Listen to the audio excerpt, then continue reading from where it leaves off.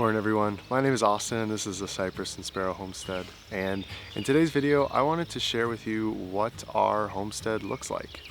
My wife and I bought this place about 2.5 years ago, and we've been working really hard to get it into a place that is going to help us with our goal of being self-sufficient.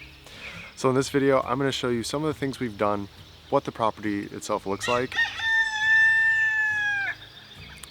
and some of the future things we hope to accomplish. When we moved here, the first thing that we knew that we wanted to have was a garden. And so we ended up taking this area that was pasture and we had it tilled up, we leveled it off, and then we started to build our garden. For our garden, we knew that we wanted something that was gonna be here a while. So we decided we were gonna invest up front and build something that was going to be structurally sound, was going to last a while, and was gonna be nice to look at. And so what we ended up landing on was this garden behind me. For the garden, we did 2x6s on the bottom, 2x4s on the top, and we used a welded wire fence all the way around.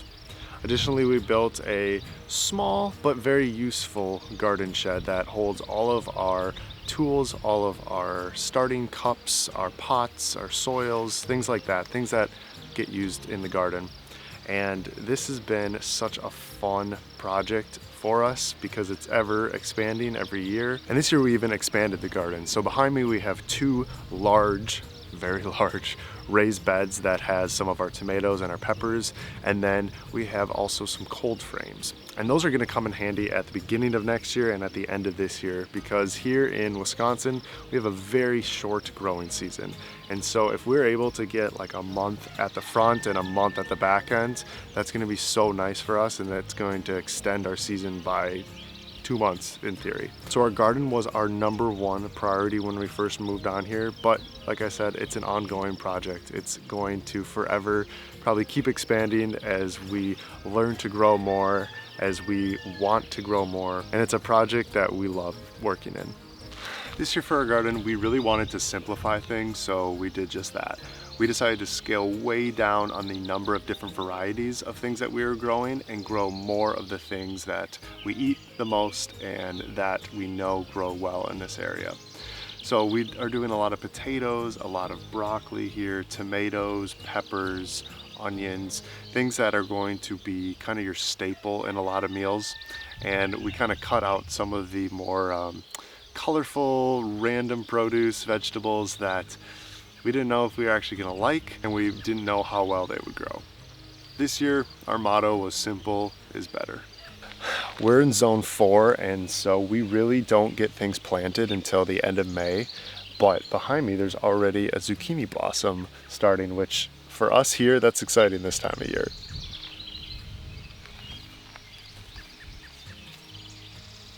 Our tomatoes are doing really well, which is super exciting to see because we love to make salsas and tomato sauce and spaghetti sauce.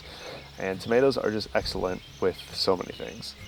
These cold frames were fun to build, and what's super nice is that they were all from recycled materials. So we got all this wood either recycled from somewhere else or was already existing on our property, and we got these windows for free. And yeah, they turned out for recycled materials. I think it looks pretty good and it functions really well. The next big project that we did behind me here is our chicken coop. And we did a whole series on this back when we built it last fall, so I won't go super deep into it. But this was something that we knew also from day one that we wanted. Someplace that could house a lot of chickens, someplace with a run on it so that when we go away for a day or in the morning, they can be let out without us having to get up super early. So the chicken coop was an investment that we knew we were gonna make, and we love it so far. We ended up taking what was an old woodshed and we stripped the metal down from it, but we still used some of those beams and the boards that were there. So we were working with a structure to start for the run. And then for the coop, we just did a very, very basic 12x8 style, shed style coop. So it's something that I could build, and I didn't have very much experience building anything at all, and it turned out pretty well. And we did a board and batten siding with metal roof, and it just has a clean kind of modern look to it, but it functions perfectly for what we need. So inside of our coop here, we have a few things going on. We have our feeder that we feed from the inside, but goes out to the outside run. So this keeps things a little bit cleaner in here, I think, and the feeder can hold quite a bit of food, which is really convenient for us so that we don't have to refill it, every few days or whatever. We also have a broody hen over here. Let's go check her out.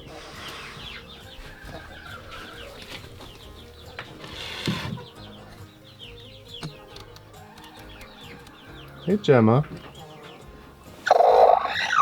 you have any eggs for me? No eggs. Okay. Okay. One thing that's also nice is we built calling it a foyer area in the front that's kind of fenced off from the other chickens.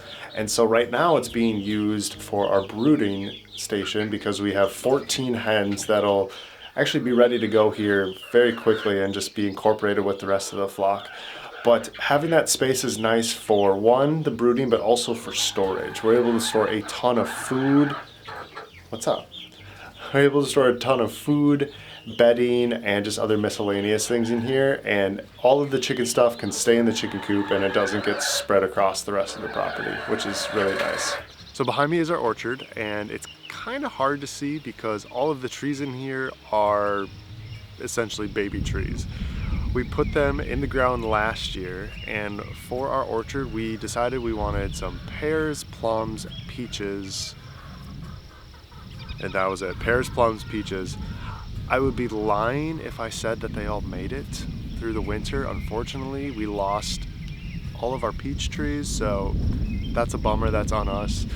This year I think we're going to be trying to plant a couple apple trees and then maybe another pear, plum variety, because this is something that right now obviously we aren't going to be getting any sort of fruits from our labor for, but in the future having an orchard like this would be so nice to walk out and get fresh fruit in the summertime.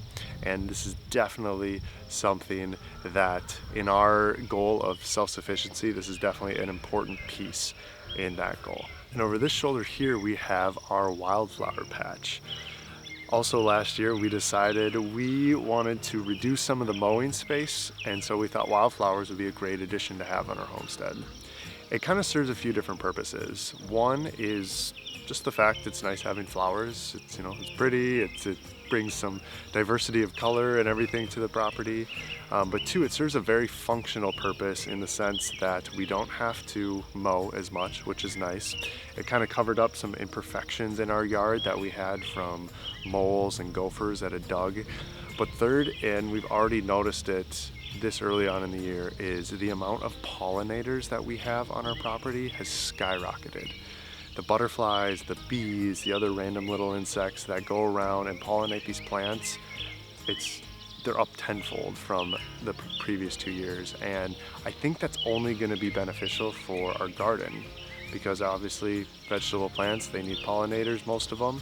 And when we have something like this wildflower patch that are bringing the pollinators here, it's a win-win for everybody. Right now we have a few different pastures on our property, and they're small, but we don't use them for anything right now because we don't have any grazing animals. So our neighbor who has a dairy farm, he comes and he cuts the hay for us and he gets to keep it, so it's a win-win there.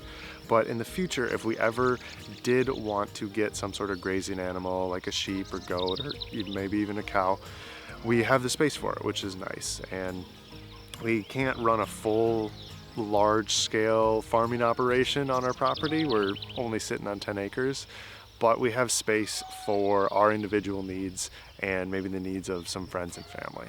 So that is an added plus of this place, is the pastures. So behind me is just a regular shed. There's nothing exciting about it, but what is exciting is that if we ever do decide to get those grazing animals, the previous owners had cattle in here, 2 cattle, so not a ton, but this is in the only fenced off pasture that we have. And so some of the fencing would require just a little bit of upkeep and maintenance, but once we did that, we would be able to house animals in here, a handful of sheep or goats, maybe a cow or 2. And this place is fenced in, which is very clutch because fencing is not my strong suit, nor do I like it. So having a space like this is really nice.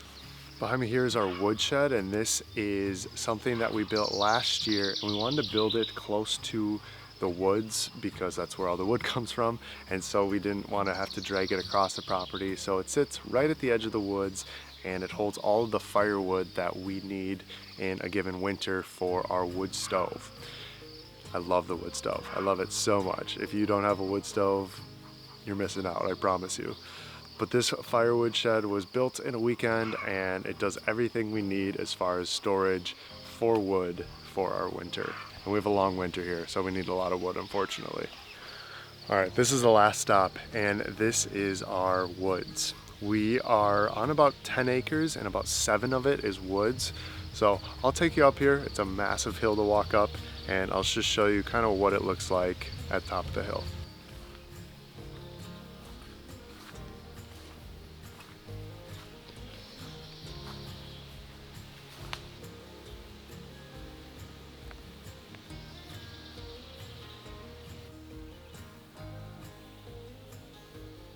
All right, so we are in the woods now, and I like to call it the fern forest because there are ferns everywhere, completely covering the forest bed. And this is just a place, we don't have anything up here. There's no development, no projects that we've done up here, but this is our place that we go on our nightly walks, and we just enjoy being in nature. This was a huge plus to this property when we bought it, was the fact that there is this beautiful forest that we can walk through at night. Now, it is the majority of our property, so eventually we do want to do some sort of projects in here because we want to use up our space. We want to use what we can. But it's kind of tough because you don't want to take out too many trees, but in order to get sunlight and everything, you need to take out trees. So I don't know, I've seen people run like pigs through the woods or something like that, or sheep, and that's something that we could be potentially looking into in the future. But for now, it's just kind of our peace, our sanctuary, our quiet, just happy, joyful place. And yeah, we love it. And if you're like me, the woods are just so special. One thing that we've thought about, especially when it comes to self-sufficiency, is actually taking up hunting.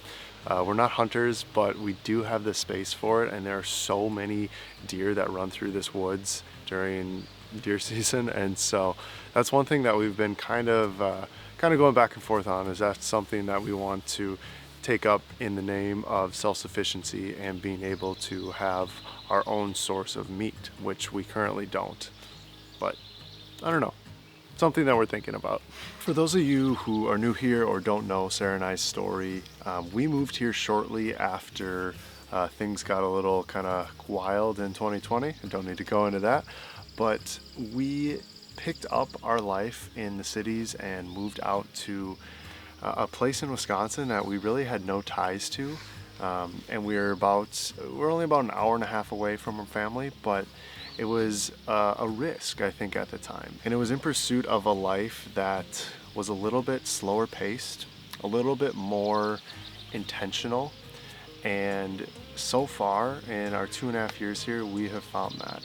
And we're so grateful that we did take that chance, if you will, take that leap of faith. We saw a vision for what we wanted our life to be like, and we just took a plunge, and so far we're very grateful that we did. One of the reasons that we did move out here, and I've said it multiple times, was to be more self-sufficient. And for us, what that looks like is to grow as much of our own food as we can. We we cut our own firewood, so we're heating our home by the sweat of our brow and labor. And some people are like, why would you do that? That's so crazy when you have furnaces and other things. And it's a way for us to really get back to nature, I think. I mean, it's hard work, but it's so rewarding for whatever reason. It's just, you feel so accomplished after a day of cutting firewood or a day of picking produce in the garden. And, you know, these are two food is kind of big, but, you know, they're relatively small ways that we're self-sufficient, and people on YouTube especially are much more far along in the journey than we are.